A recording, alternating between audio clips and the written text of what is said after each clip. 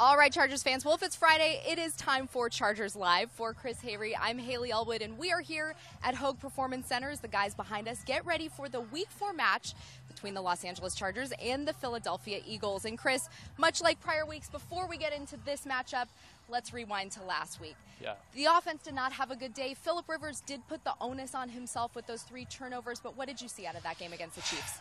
You can't turn the ball over. Right. You can't turn it over 3 times in the first half, and Phillip Rivers accepted it. You know, he took blame for it, and he's a pro's pro. And it's one of those things, Hayley, where you're down on yourself after a loss like that. You go to 0-3 against the Chiefs.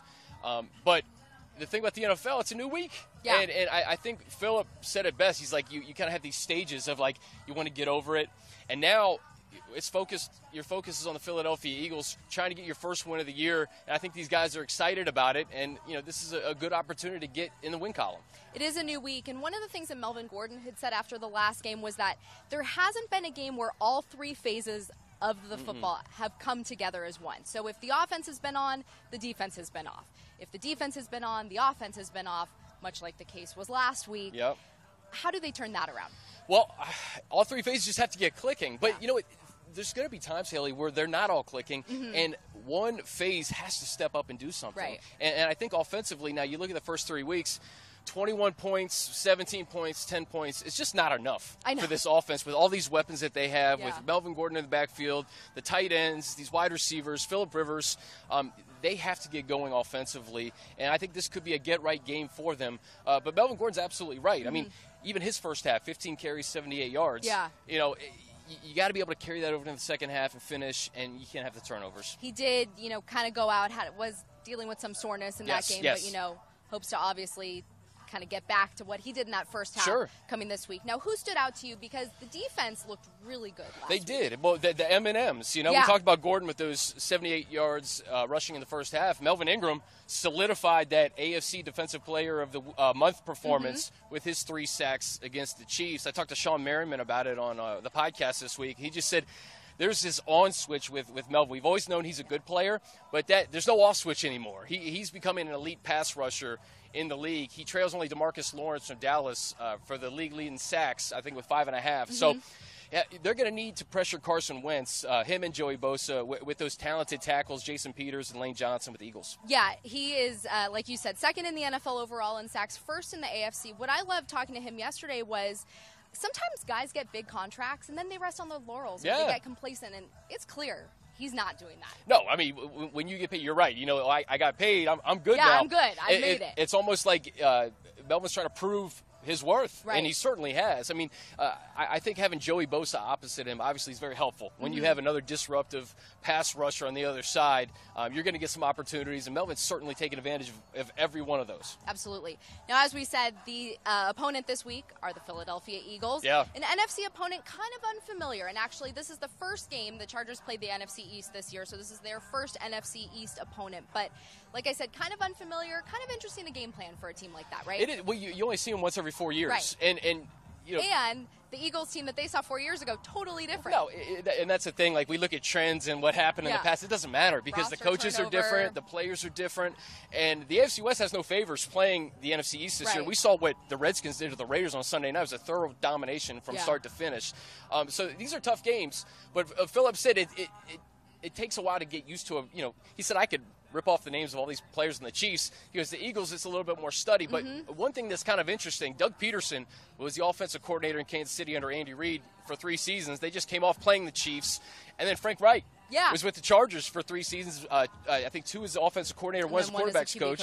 So Phillip knows those guys, and there is some familiar connections here. So, bottom line, you got to get a win any way you can get it, but it's good to kind of be familiar with some of these guys, especially on the coaching staff. Another familiarity deals with 2 kind of North Dakota State Bison. Yeah, right. You have Kyle Emanuel, linebacker for the Chargers, going up against his former quarterback, Carson Wentz, who played there.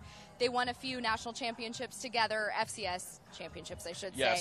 But it's cool. Both those guys, we talked to them this week. They have a lot of mutual respect for one another. But it's always fun when a defensive guy gets to actually go and hit his former quarterback, something that he never got to do in college. No, that's what's so fun about the NFL. Like we talk about guys like from Ohio State, all those connections with the Saints and Chargers during training camp. North Dakota State isn't necessarily a huge football program, but I mean it is, but not in terms of producing NFL players on a consistent basis. So it'll be fun to see Carson versus Emmanuel out there on Sunday. Gus Bradley, also a North Dakota State alum, and he said he always keeps his eye on Bison in the NFL. Absolutely. What about the fact that there's no Darren Sproles in this game? He unfortunately went out, former Charger, went out with a torn ACL and broke his arm, I believe, on the same play. So how do you think the Chargers defense can have success against, going against that Philly run game? Well, the Chargers are 31st in the run through 3 weeks, so that's got to tighten up. Obviously, a big blow for that Eagles offense. Darren Sproles was kind of their everything, in terms of catching the ball, running the ball. You're going to see a heavy dose of LeGarrette Blount and Wendell Smallwood on Sunday. Each guy had 12 carries against the Giants. I believe Blount had 67 yards and a touchdown. Smallwood had 12 carries for 71 yards. So it's just about trying to contain these guys. I think you're going to see a pretty even split. And, again, they have to tighten up the run defense because Kareem Hunt busted off a 69-yard touchdown run. Jay Ajayi had a big game in week 2. It'd be nice to tighten up that run defense on Sunday. Now, in speaking to the terms of the fact that the Chargers, they need to get a win here. Yeah. And one of the ways they could probably do that offensively have success is going against the Philly defense, which is now pretty thin.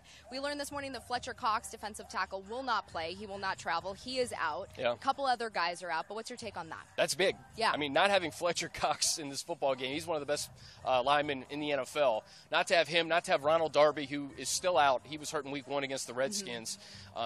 The Giants scored 24 points in the fourth quarter against this Eagles defense Sunday in that thrilling a victory over the Giants where Jake Elliott, the rookie kicker, kicked a 61-yard field goal in regulation. Pretty unbelievable. That's crazy. Yeah, it's wild. But I don't know. I think this defense is ripe for the taking, especially in the passing game. And I think this is a good spot for Phillip Rivers to get right and get some of these receivers involved. Obviously, Keenan Allen, Travis Benjamin had 5 catches for 105 yards last week. And then I think Tyrell Williams could be in a good spot. What are some keys to victory for the Chargers, well, I should say? I think just piggyback on that, unleashing the passing game. Yeah. I think they have to take advantage of this banged-up secondary, not having Fletcher Cox and that pressure coming up front. Take advantage of this Philly secondary. The top 3 wide receivers for the Giants, Odell Beckham Jr., Sterling Shepard, and Brandon Marshall, all had double-digit targets in the game against the Eagles. And a lot of it was some short stuff, but I think Phillip can exploit this secondary. And I think this is a good spot for Tyrell Williams. He only has 11 catches for 123 yards on the year. I think there's going to be some opportunities to get him the ball, get him involved, maybe get his first touchdown of the year. The Chargers defense has had a lot of success this season so far, going up against some of the top tight ends in the game. Travis Kelce, a total non-factor last week. Zach Ertz for the Eagles, standout player. How do you neutralize him?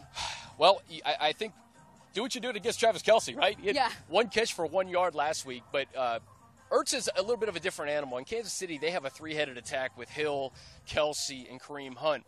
This offense runs through Zach Ertz and Carson Wentz. I talked to Les Bowen on the podcast. He's the beat writer for the Philadelphia Daily News. He told me Carson Wentz, that's his guy, Zach Ertz. He leads all tight ends in targets, receptions, receiving yards, and they haven't thrown the ball downfield a ton, Hayley. Yeah. I mean, Alshon Jeffrey, I think they're still kind of getting – Wentz and Jeffrey are still trying to gain their chemistry. Torrey Smith. But this offense is going through Zach Ertz right now. So I think if you can neutralize him, you take a big part of that offense away. What about pressuring Carson Wentz? This is a guy who Gus Bradley said he has the ability to extend plays, and that's dangerous. Yeah. Carson Wentz is the type of guy. I watched the Week 1 game against Washington. If he gets out of the pocket and it's a broken play, he can extend it. He'll look to take shots, as Gus Bradley mentioned. So he's a little bit different from Alex Smith, as Gus mentioned. So I think with Carson Wentz especially, you got to get pressure on him because the Giants, When they pressured him, his quarterback rating last week was 39. Yeah. When they didn't get pressure on him, it was close to 100. So that just tells you how important it is for Joey Bosa and Melvin Ingram to get to the quarterback. Get pressure, force him into making a mistake. Absolutely. All right, Chargers fans, well, that will do it for us here on Chargers Live today, but we will see you again on Sunday live from StubHub Center. But the awesome thing about that is that's going to be live exclusively on our Chargers app. So if you have the app, great news. We've updated it, changed it up a little bit, made it a little nicer. It's good. Changed it up. Yep. So be sure to update that or be sure to download it from the App Store. It's available for the iPhone and Android devices. So thanks so much again. We'll see you Sunday.